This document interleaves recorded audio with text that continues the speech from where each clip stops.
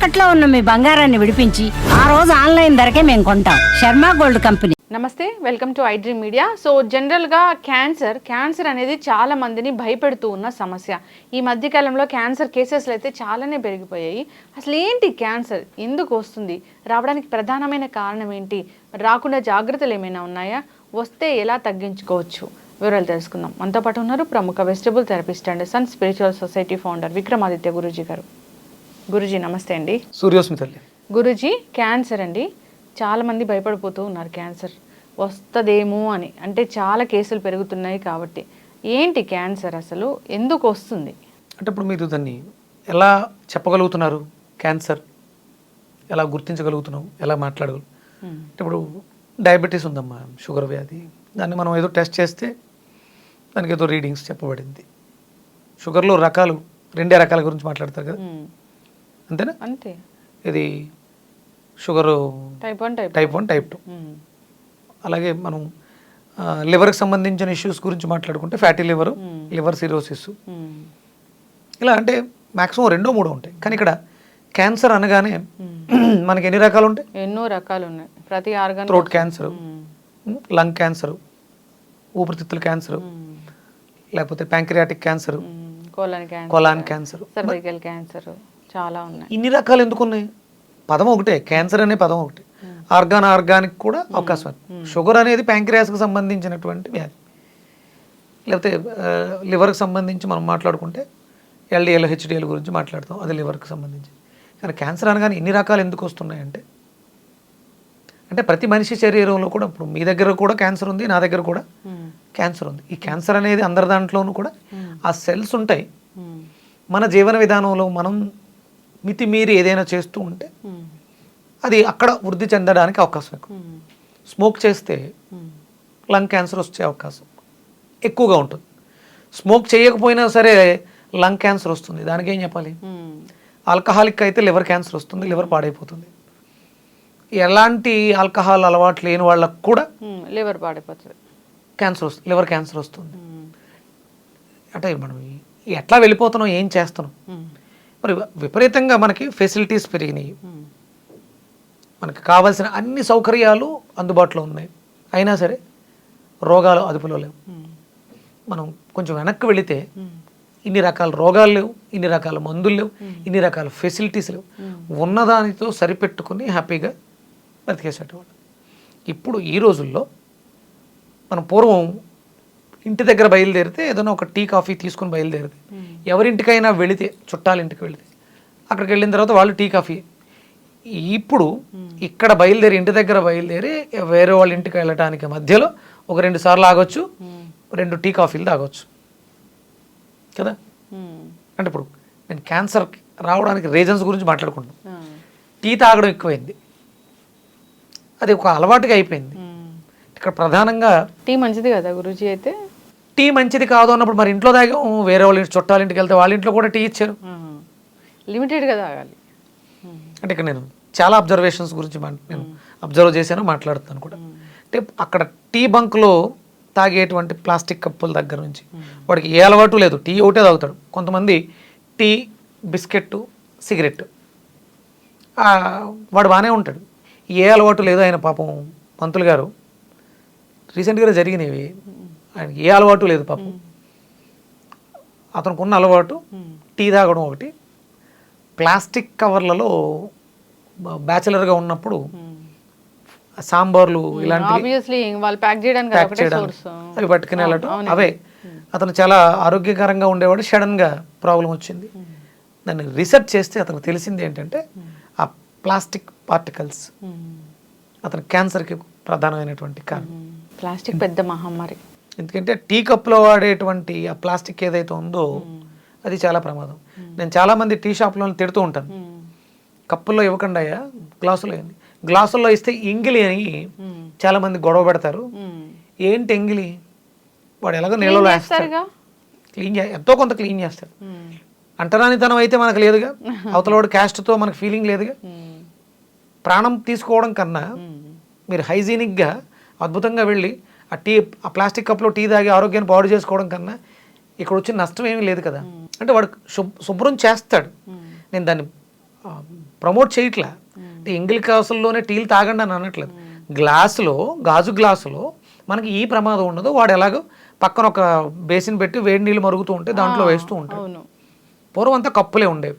కొన్ని ఏరియాల్లో అయితే మనకి ఇప్పుడు వారణాసి లాంటి పట్టణాలు నార్త్ వెళ్ళామనుకోండి, మట్టి కప్పులు దొరుకుతాయి. మట్టి కప్పుల్లోనే టీ ఇస్తారు, గొడవ లేదు. ఇక్కడ మనం ఎప్పుడైతే హైజీన్గా ఆలోచించి ప్లాస్టిక్ కప్పులు, ప్లాస్టిక్ గ్లాసుల్లో ఆహార పదార్థాలు తీసుకుంటూ ఈ కవర్, ఈవెన్ పేపర్ కూడా మంచిది కదండి, పేపర్ కప్ కూడా మంచిది కదండి. మీరు శుభ్రంగా చూడండి, ఏదైనా హోటల్కి వెళ్ళినప్పుడు పూర్వం పార్సిల్ చేయాలంటే ఒక ఇస్తరాకో అరిటాకో వేసి పొట్లం కట్టేవారు. ఇప్పుడు ఒక ప్లాస్టిక్ పాలు తినేస్తున్నాడు, వేడివేడిగా వాయి తీస్తాడు, పూరిని తీసి ఇలా అనేది దాన్ని తీసుకొచ్చి డైరెక్ట్ వేస్తాడు. ఆ వేడికి ఇది కవరు ఏమవుతుంది, ఇవన్నీ లోపలికి వెళ్ళిపోతాయి. అవును, ప్లాస్టిక్ తింటాం మనం, ప్లాస్టిక్ తింటున్నాం. అలాగే దోశ, ఇవన్నీ మనం మళ్ళీ మనం ఆలోచించుకోగల అంటే ఇవన్నీ చూసుకోవడం కుదరట్లేదు, మన వల్ల అవ్వట్లేదు. తినకుండా ఉండడమే చాలా ఉత్తమం బయట మ్యాక్సిమం. లేదా వాళ్ళకి చేతులు జోడించి వేడుకోండి, ఇస్తరాకులు పెట్టండి. మనకి ఇస్తరాకుల్లో అడ్డాకులను వస్తాయి, అడ్డసరం ఆకులు. అవి ఒక రకంగా చెప్పాలంటే ఔషధ మూలికలే. దాని ద్వారా అందులో ఒక ఔషధం కూడా ఏర్పడుతుంది. అంటే అరిటాకులు దొరకవు అంత ఎక్కువగా, అడ్డాకులన్నా దొరుకుతాయి. పూర్వం ఇవే ఉండేవి. ఇప్పుడు మనం స్టైల్కి వెళ్ళి చట్నీలు ఇవన్నీ అంటుకుంటాయని చెప్పేసి ఇలా చేస్తున్నాం. నిజమే గురూజీ, మీరు అన్నది 100% నిజం. ఎప్పుడైతే మనం ఈ ప్లాస్టిక్ వాడకం మొదలు పెట్టామో అప్పుడే క్యాన్సర్లు మొదలయ్యాయి. ఒకప్పుడు మీరు అన్నట్లుగా ప్లాస్టిక్ వాడకం లేదు, క్యాన్సర్లు లేవు, ఏమి లేవు. అంటే మనం ఎప్పుడైతే హైజీన్గా తయారయ్యామో మనలో వ్యాధి నిరోధక శక్తి తగ్గిపోయింది. అందుకని మన శరీరంలో ఉన్నటువంటి క్యాన్సర్ సెల్స్ విజృంభిస్తున్నాయి. ప్రత్యేకంగా ఇప్పుడున్నటువంటి యువతలో యంగ్ ఏజ్లో క్యాన్సర్స్ రావడానికి ప్రధానమైన కారణం మీట్, మాంసాహారం, విపరీతమైనటువంటి మాంసాహారం. ముక్క లేకపోతే ముద్ద దిగదు అనేది చాలా ప్యాషన్గా గొప్పగా స్టైల్గా చెప్తున్నాయి. నాకు ముక్క లేకపోతే ముద్ద దిగదు. నేను చిన్న పిల్లలకు కూడా ఆ పదాలు నేర్పించి వాళ్ళ భవిష్యత్తును కూడా నాశనం చేస్తున్నారు. ఎగ్స్, గుడ్డులు, చిన్నప్పటి నుంచే గుడ్లు పెట్టేసి మాంసం పెట్టేసి బిర్యానీలు, అర్ధరాత్రి బిర్యానీలు, మండీలు స్పెషల్, ఒకే పాత్రలో 3-4 కూర్చుని. అది నేను ఒకసారి డిస్కస్ చేయాలనుకుంటున్నాను గురూజీ, ఆ మండి అది ఎంతవరకు మంచిది అనేది. ఖచ్చితంగా దాని గురించి ఎక్స్క్లూజివ్గా తీసుకుంటాను. ఇదమ్మా, అంటే మనం తినేటువంటి బిర్యానీలు ప్రధానమైనటువంటి కారణం అంటే నా రీసెర్చ్లో తేలింది ఏంటంటే మనం చాలా పొరపాట్లు చేస్తున్నాం. అందులో ప్రధానమైనటువంటి పొరపాటు ఆంధ్రప్రదేశ్లో, తెలంగాణలో మనం విపరీతమైనటువంటి పచ్చిమిర్చి వాడకం విపరీతంగా పెరగడం వల్ల క్యాన్సర్స్ ఇబ్బంది పెడతాయి. అంటే మనలో ఎసిడిక్ నేచర్ పెరిగిపోతుంది. మరి దాని మీద తప్పుడు ప్రచారం ఉంది, పచ్చిమిర్చి తింటే కాల్షియం బాగా పెరుగుతుంది. అంత మంచిదే అయినప్పుడు, ఎందుకంటే మీరు పచ్చిమిర్చిని పండించాలంటే విపరీతంగా కెమికల్స్ వాడాలి. రెగ్యులర్గా వాడే పంటల కన్నా కెమికల్స్ ఎక్కువ వాడతారు. మీరు మాట్లాడితే నేను రా వెజిటేబుల్స్ గురించి చెప్తే కెమికల్స్ ఎక్కువ వాడుతున్నారు, దానివల్ల రోగాలు వస్తున్నాయి అంటారు. మరి పచ్చిమిర్చిని విపరీతంగా వాడేస్తారు. అంటే వెజిటబుల్స్ కి మరీ అంతగా పెస్టిసైడ్స్ అయితే ఇప్పుడు కొట్టట్లేదు గురూజీ, చాలా వరకు సేంద్రియ తగ్గిపోయింది. అవేర్నెస్ వచ్చింది. చాలా మంది భూమిలో కూడా అంతగా ఇది ఏదైతే బాగా రావడానికి వేస్తారో ఎరువులు వేయట్లేదు, తగ్గించారు. సేంద్రియ వ్యవసాయానికి వెళ్ళారు. గౌ మూత్రం తోటి, గౌ డంగ్ తోటి ఎక్కువ వ్యవసాయం చేస్తున్నారు. మారుతుంది. కానీ మీరు అంత వాడిన పచ్చిమిర్చిని వాడకం తగ్గిస్తే తప్ప, పూర్తిగా మానేస్తే తప్ప మనం ఈ రోగాల బారి నుంచి, ఈ క్యాన్సర్ అనే మహమ్మారిని మనం దూరం చేయలేము. మొన్నటి వరకు భారతదేశం షుగర్ పేషెంట్స్లో హైయెస్ట్లో ఉండేది. 130 కోట్ల జనాభాలో మ్యాక్సిమం 70-80% డయాబెటిక్ పేషెంట్స్ ఉండేవారు. ఇప్పుడు దాన్ని దాటేసి క్యాన్సర్ మహమ్మారి ముందుకు వెళ్ళిపోవడానికి ప్రయత్నం చేస్తుంది. అంటే ఉన్నాయి కేసెస్ బయట పడుతూ ఉన్నాయి. ఇప్పటివరకు మీ ఇమ్యూనిటీ క్యాన్సర్ నుంచి మిమ్మల్ని రక్షించింది. క్యాన్సర్ మహమ్మారి లోపల నుంచి దొలిచేస్తూ ఉంటుంది. ఎప్పుడో ఒక స్టేజ్ దాటేసిన తర్వాత బయటకు వస్తూ ఉంటుంది. ప్రతి ఒక్కళ్ళు కూడా అబ్జర్వ్ చేసుకోండి, మిమ్మల్ని మీరు గమనించుకోండి. మీరు ఏం తింటున్నారు, మీరు తింటున్నది ఎసిడిక్ నేచర్ ఫుడ్డా? త్వరలోనే మీరు ఏదో ప్రాబ్లంతో హాస్పిటల్కి వెళ్తే మీకు సంథింగ్ ఏదో ఒక క్యాన్సర్ ఉందని బయటకు వస్తుంది. మీరు విపరీతమైనటువంటి మాంసాహారుల క్యాన్సర్ బయటపడే అవకాశం ఉంది. మీరు మిడ్ నైట్స్ బిర్యానీలు తినే స్థితిలో ఉన్నారా, క్యాన్సర్ బయటపడే అవకాశం ఉంది. రీసెంట్గా ఎక్కడో చదివానమ్మా, తెల్లవారుజామున 3 గంటలకు కూడా బిర్యానీ రెడీ అంట. ఇంత దారుణంగా, అంటే కేవలం ఆ తిని చచ్చిపోదామని చెప్పినట్టే ఉంది. దాని గురించి అంటే ఇలాంటి టైమింగ్స్లో తినడం అనేది ఈ మధ్య కొత్త ట్రెండ్ అయింది. మిడ్ నైట్ బిర్యానీ, పొద్దున బిర్యానీ ఇలాంటి ట్రెండ్. తెల్లవారుజామున బిర్యానీ అంటే తినకపోతే చచ్చిపోతాం, తినడం కోసమే పుట్టాం అన్నట్టుంది పరిస్థితి. సూర్యాస్తమయాలని మనం పాటించగలిగితే ఆరోగ్యంగా ఉంటామా? సూర్యోదయం తర్వాత తినాలి, సూర్యాస్తమయం లోపు తినాలి. ఈ రెండింటి మధ్య తిన్నవాడు ఆరోగ్యంగా ఉంటాడు. సూర్యోదయానికి పూర్వం తిన్నా, సూర్యాస్తమయం తర్వాత తిన్నా రోగాల బారిన పడడం ఖాయం. ఎవరైతే నాకు చాలా బాధ అనిపిస్తుంది, ఆదివారం మద్యం మాంసం మైదనం చేయకూడదు శాస్త్రం చెప్పింది. ఆదివారం స్పెషల్, సండే స్పెషల్. ఈరోజు మా ఇంట్లో రొయ్యల కూర, బొమ్మిడాయల పులుసు ఇవి పెడుతూ ఉంటారు. మీరు మనం ఏదైతే ఇస్తామో అది పదింతలు పొందుతాం. అవతల వాడి అనారోగ్యానికి కారణం అవుతున్నటువంటి మనం అనారోగ్యాన్ని పొందుతాం. అందుకని ఇలాంటివి చేయకూడదు. ఎక్కడో ఒక ఏరియాలో తెల్లవారుజామున 3 గంటలకు బిర్యానీ దొరుకుద్ది. ఏంటి గొప్ప? అది శాస్త్ర విరుద్ధం. నీ బాడీలో ఒక సిస్టమ్ ఉంది, అది శుభ్రంగా ప్రశాంతంగా మంచి నిద్రపోయే సమయమా? ఆ టైం లేచి వెళ్ళిపోయి పడుదాం వేసుకుని తినేస్తావా? ఈ విచ్చలవిడితనమే ఇప్పుడు మనం చూస్తున్నటువంటి క్యాన్సర్ కేసెస్ కావచ్చు, ఎనీ డిసీజ్. దీనికి మనం ఆహార విహార వ్యవహారాలు ప్రధానమైనటువంటి కారణం. అందుకని దాన్ని దృష్టిలో పెట్టుకుని మీరు ఎంత తక్కువ తింటామో అంత ఆరోగ్యంగా ఉంటాం. Less luggage more comfort.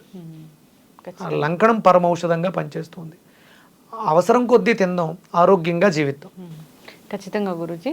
So అసలు క్యాన్సర్ రాకుండా ఉండాలంటే మన జీవన విధానంలో మార్పులు రావాలి. మీరు అన్నట్లు ఆల్కలైన్ ఫుడ్ ఖచ్చితంగా. బూడిద గుమ్మడికాయ high alkaline, lemon high alkaline, pineapple high alkaline. అంటే ఇవి తీసుకున్నప్పుడు చాలామంది అంటే భోజనం చేసిన తర్వాత ఫ్రూట్ సలాడ్లో పైనాపిల్ తిన్నారు అనుకోండి, అది చాలా పెద్ద ప్రాబ్లం అవుతుంది.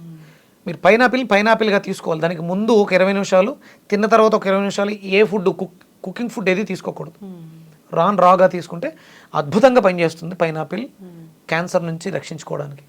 లెమన్ చాలా అద్భుతంగా పనిచేస్తుంది. బిఫోర్ ఫుడ్ మీరు ప్లెయిన్ లెమన్ వాటర్, ఇంకేమీ కలపకుండా ఒక గ్లాసుడు వాటర్లో ఒక నిమ్మకాయ పిండుకొని సిప్ చేస్తూ చప్పరిస్తూ తాగితే క్యాన్సర్ నుంచి రక్షించుకోవడానికి ప్రికాషన్గా కూడా పనిచేస్తుంది.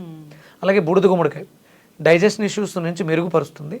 ఒకవేళ క్యాన్సర్ ఉన్నా ఆ సెల్స్ని అద్భుతంగా నివారిస్తుంది బూడిద గుమ్మడికాయ. ఇవన్నీ కూడా డేలో మాత్రమే ఉండాలి, నైట్స్ ఉండకూడదు. ఈ ఫ్రూట్స్, సిట్రస్ ఫ్రూట్స్ ఏవి కూడా చీకటి పడిన తర్వాత, సాయంత్రం అయిన తర్వాత వాడకూడదు. ఖచ్చితంగా గురువుగారు చాలా చక్కగా చెప్పారండి. నిజంగానే కొన్ని రకాల ఆహార పదార్థాలు కొన్ని రకాల పదార్థాలతో కలిపి అసలు తీసుకోకూడదు, విషంగా మారుతాయి. సో అవగాహన ఉండాలి. కుక్ చేసిన ఫుడ్, రా ఫుడ్, నార్మల్ ఫ్రూట్స్ ఇలా అనేది మనం ఒక విభాగాలుగా ఉండాలి. మనం తీసుకునేటప్పుడు మనకు ఒక ఐడియా కూడా ఉంటుంది. జనరల్గా కూడా అన్నం తిన్న తర్వాత ఫ్రూట్ తినడం ఏంటి ఇలాంటిది డౌట్ వస్తూ ఉంటుంది, కానీ అది ఒక నానుడైపోయింది. మనకి పూర్వం భోజనం చేసిన తర్వాత అంటే భోజన అంతే వాటర్ తీసుకుంటే విషం అంటారు. భోజనం చేసిన వెంటనే మంచినీరు తాగితే విషంతో సమానం. అప్పుడు ఒక అవకాశం ఉంది, పల్చటి మజ్జిగ తీసుకుంటే అది ఔషధంలా పనిచేస్తుంది. చాలామందికి భోజనం చేసిన తర్వాత కొన్ని ఊర్లలో వేడిగా సూప్ తాగుతారు. ఇప్పుడు అది ఫ్యాషన్ అయ్యి భోజనానికి ముందు సూప్ కూడా తాగుతున్నారు. మంచిదే, దానివల్ల నష్టం ఏం లేదు. అంటే వేడిగా ఉండేవి మాత్రమే తీసుకోవాలి భోజనం చేసిన తర్వాత. మీరు ఏదైనా ఫంక్షన్కి వెళ్ళారు అనుకోండి, మంచి ఫుడ్ పెడతారు, చివరిలో ఫ్రూట్ సలాడ్ పెడతారు, ఐస్ క్రీమ్ పెడతారు. అది చాలా ప్రమాదం, అలా చేయకూడదమ్మా. విరుద్ధ స్వభావాలు ఉన్నటువంటి ఆహారాలని కలిపి తినకూడదు. ఖచ్చితంగా గురించి చాలా చక్కగా చెప్పారండి. క్యాన్సర్ రాకుండా ఉండాలంటే జీవన విధానంలో మార్పు రావాలి, తీసుకునే ఆహారం మీద మనకు అవగాహన ఉండాలి. సో అంతేకాదు టైమింగ్స్ కూడా చాలా ఇంపార్టెంట్, మెయింటైన్ చేయాలి. ఆల్కలైన్ ఫుడ్ ఎక్కువగా తీసుకోవాలని కోరుకున్నాం. చాలా చక్కటి ఇన్ఫర్మేషన్ అండి, ధన్యవాదాలు. సూర్యస్మితలే.